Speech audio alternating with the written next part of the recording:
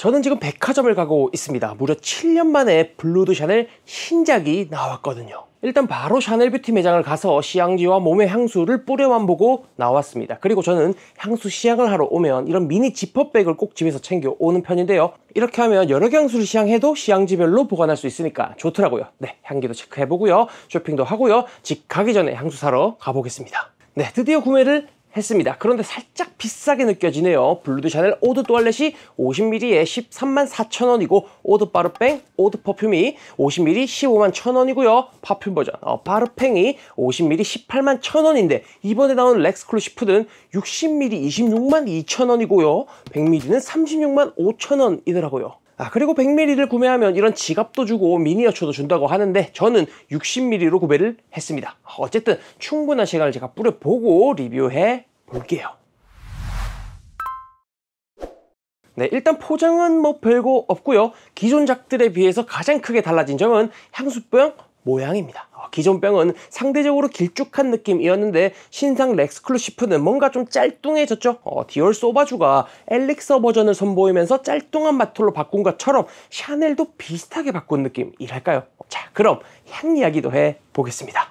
네, 공식 홈페이지에 명시된 노트는 엠버, 샌다루드, 랍다넌, 가죽입니다. 이렇게만 보면 노트가 상당히 심플해 보이긴 하는데 실제로 뿌려보면 훨씬 복잡한 향기와 다량의 천연향료들이 잘 느껴지더라고요. 초반은 시트러스 껍질류가 주는 밝고 쌉싸름함이 매우 잘 느껴집니다. 오렌지 노트나 베르가모 노트들이 주는 그 특유의 밝은 느낌을 잘 보여주더라고요. 그런데 사실 시작부터 바로 다가오는 베이스의 우디 머스키함이 강해서 그런지 전체적인 시트러스 톤이 다른 블루 드 샤넬 버전들에 비해서 살짝 어두운 느낌입니다. 그리고 아주 살짝의 그 라벤더가 주는 아로마틱함도 느껴지고 미세하게 민트 같은 향기도 잡히는 느낌이라서 깔끔하고 정돈된 남성미가 느껴지는 오프닝이다 싶고요.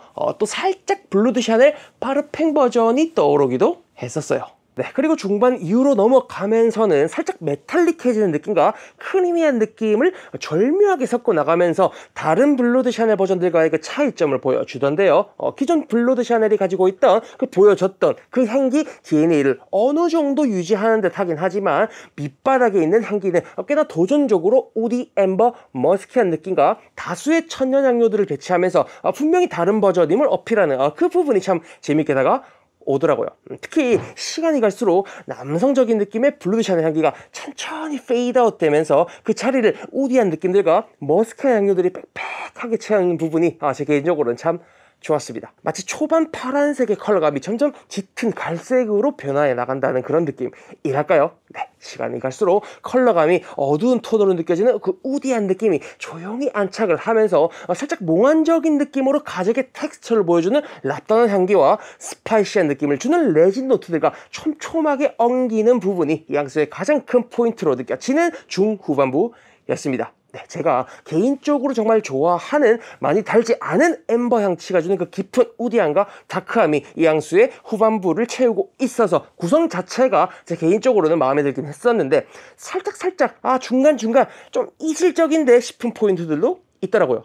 랍다넘, 샌다루드, 시더우드, 패출리, 이소이스포, 암브록사 계열 등등이 후반부에 아주 잘 느껴지긴 했는데 이 친구들이 엄청나게 막 조화롭게 부드럽게 스무스하게 섞인 느낌이 아니라 살짝 좀 삐걱거리는 느낌, 살짝 불협화음처럼 느껴지는 순간들이 있더라고요.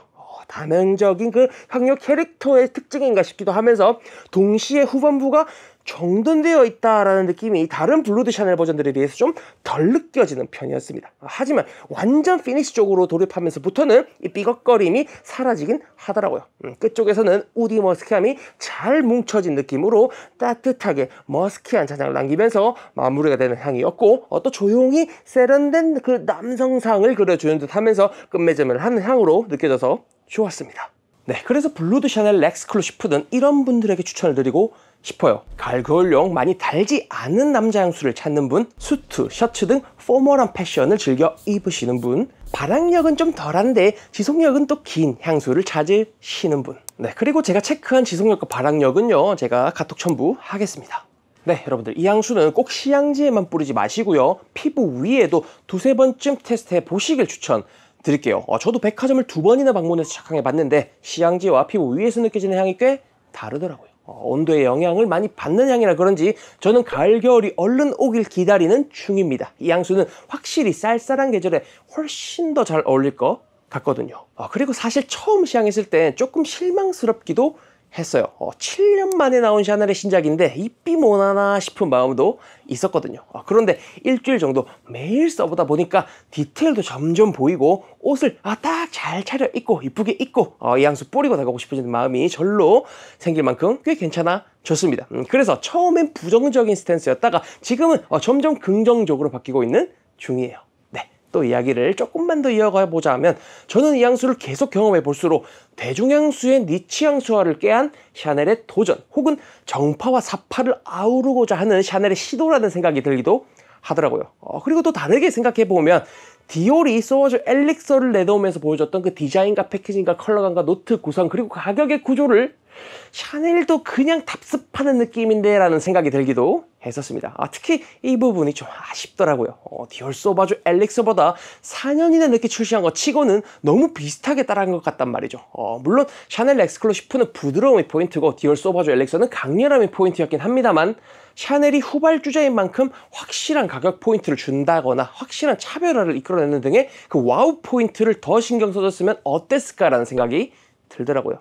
그래도 기존 블루드 샤넬의 그 DNA에 랍다넘을 중심으로 우디하고 발사믹 톤을 더해서 꽤 촘촘하게 그려낸 향이고 고급 향료를 쓴 흔적도 확실히 느껴지고 향이 또 싫지는 않으니까 이번 가을 겨울에 자주 뿌리면서 더 다양한 뉘앙스를 즐겨 볼게요. 네, 여러분들도 백화점 가셔서 꼭 한번 직접 시향해 보시고요. 센스 프레그런스 오셔서 리얼 랍다너 원물도 함께 맡아보시길 추천드릴게요. 그러면 이번 렉스클루시프가 조금 더 다채롭게 다가올지도 모르겠습니다. 네, 이상 센생이었습니다. 향기로운 하루 보내세요.